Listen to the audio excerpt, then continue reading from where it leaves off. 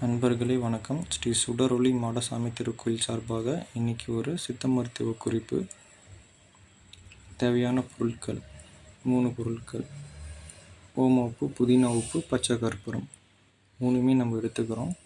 இதோட அளவு மட்டும் கரெக்டான சித்த மருத்துவரை கேட்டு தான் எடுக்கணும். சம அளவு நம்ம எடுக்கக்கூடாது. அப்புறம் ஒரு கண்ணாடி பாட்டில் தேவைப்படும். முதல்ல கண்ணாடி பாட்டிலில் பச்சை கற்பூரம் நம்ம சேர்க்குறோம். பிறகு ஓம உப்பு சேர்க்குறோம். அதுக்கப்புறமா நம்ம புதினா உப்பை இதோட நம்ம சேர்க்குறோம். புதினா உப்பை நம்ம சேர்த்துட்டோம். இது 3த்தையும் கண்ணாடி பாட்டிலில் வச்சுட்டு டைட்டாக க்ளோஸ் பண்ணிவிட்டு நம்ம இதோட ஒரு பூங்கற்பூரத்தை சேர்த்துட்டு நல்லா கலக்கிறோம். நல்லா ஷேக் பண்ணால் நல்லா கலக்கிறோம். இது ஷேக் பண்ண ஒரு திரவ வடிவத்தில் நம்மளுக்கு வரும். கடைசியில் இந்த மாதிரி இதுதான் நம்மளுக்கு செய்யப்பட்ட தைலம். மின்சார தைலம்னு சொல்லுவாங்க.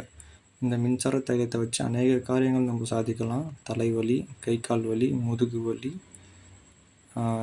எல்லா வலி நிவாரணத்துக்கு இதை பயன்படுத்தலாம். மிக்க நன்றி.